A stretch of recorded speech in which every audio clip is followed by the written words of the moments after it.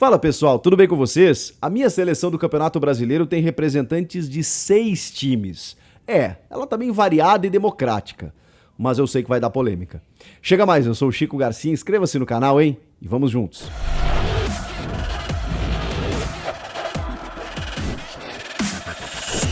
Rapaziada, vamos montar a nossa seleção do Campeonato Brasileiro?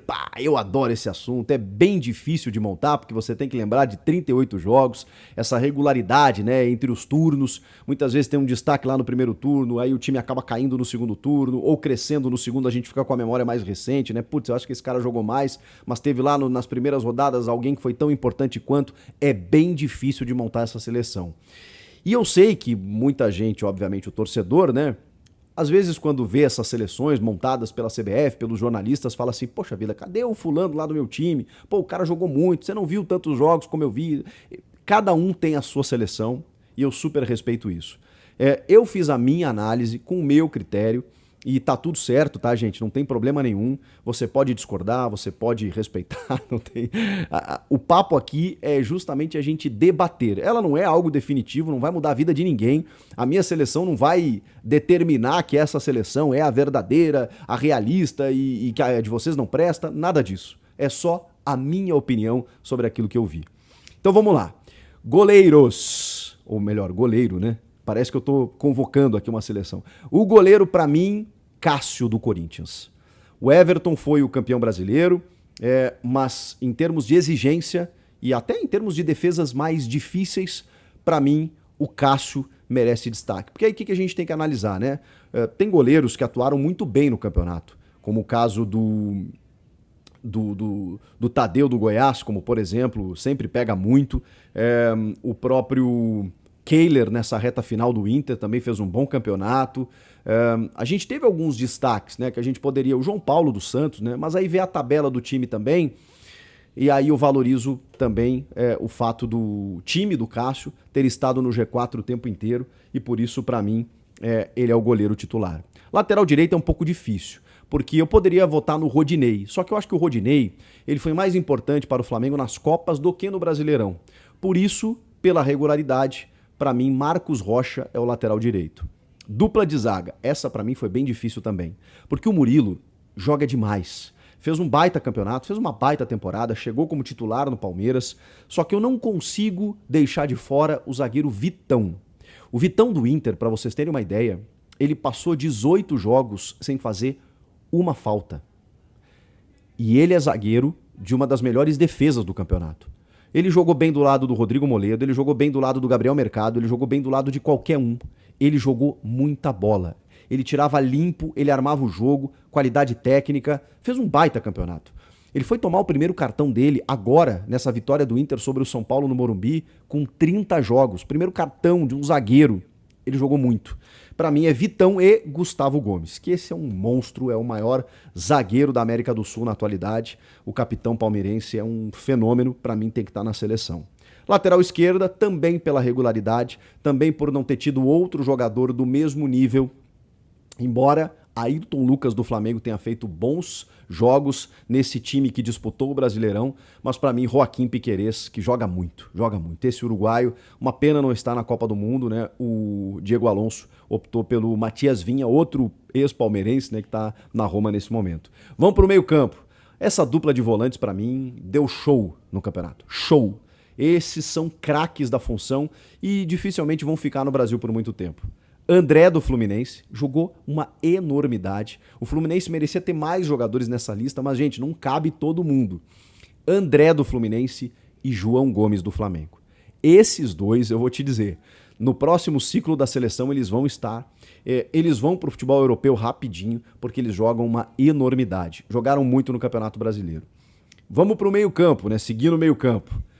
Para mim, o craque do campeonato, Gustavo Scarpa. Ele assumiu o protagonismo na ausência do Rafael Veiga, que se lesionou. Ele dominou as bolas paradas, ele dominou as assistências, é o líder de assistências, inclusive. Fez os seus gols também, liderou tecnicamente o time do campeão brasileiro, foi muito regular, viveu um momento muito especial, o Gustavo Scarpa, que para mim ninguém jogou mais do que ele nessa temporada. Talvez, eu não, digamos assim, questionaria se alguém votasse no Herman Cano como craque do campeonato. É que o Cano é mais definidor, né? Mas eu não questionaria se alguém votasse no Cano. Mas pra mim o Scarpa, pela qualidade técnica, pelo cérebro, por ser o cérebro do Palmeiras, pra mim ele é o craque. E aí eu montei um ataque com 3 atacantes pra priorizar esses jogadores e confesso que com dor no coração, assim, tive que deixar alguns de fora, evidentemente, né? O John Arias, por exemplo, jogou muito pelo Fluminense, mas eu não consigo não colocar o Dudu. O Dudu jogou muito pelo Palmeiras. Aliás, jogou todos os jogos.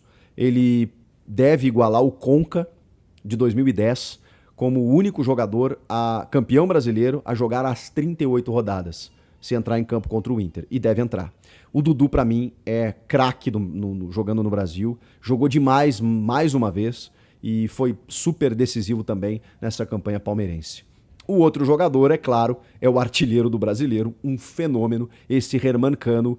O que fez de gol não tá escrito, ele superou marcas, né, de Gabigol, Neymar, fez mais de 40 gols aqui no futebol brasileiro, fez 25 gols no campeonato, incrível, incrível o que o Cano fez nessa temporada, um gigante esse argentino, que pra mim tem que estar na seleção, e o último é Pedro Raul, como um prêmio, um cara que estava num time como o Goiás, que não disputou algo muito grande, mas fez uma campanha até regular e que conseguiu até certo ponto rivalizar com o Cano, né, em termos de artilharia. Depois o Cano disparou e mesmo assim ele fez muitos gols e jogou muito, saindo da área, fazendo pivô, mostrou que está no radar da seleção brasileira, inclusive, chamando a atenção de outros grandes clubes, até de fora do Brasil.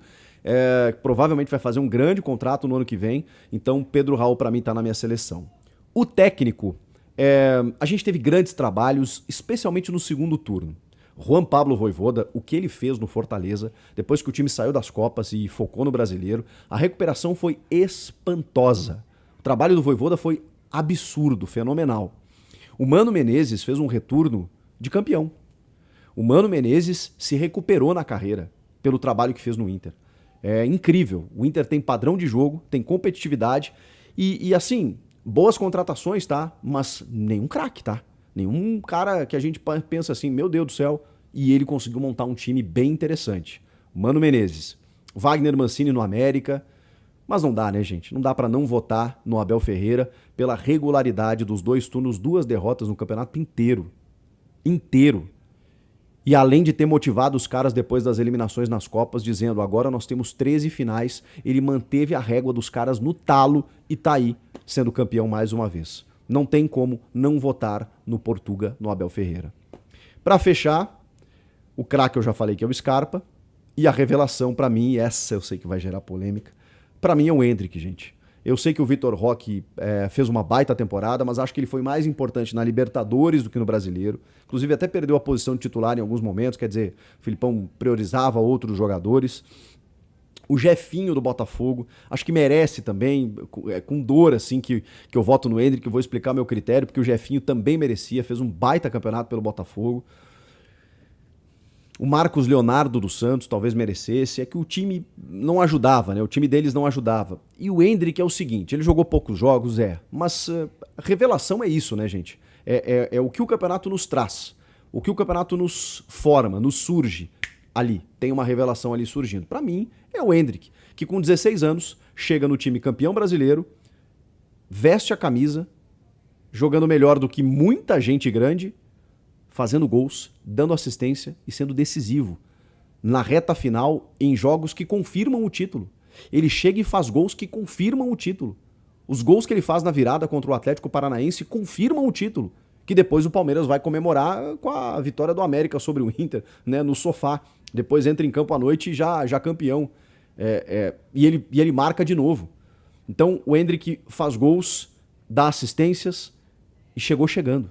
Mesmo sem jogar jogos completos, sem ser titular absoluto. Então, pra mim, com 16 anos, chegar dessa forma no time campeão, ele merece o título de revelação do campeonato.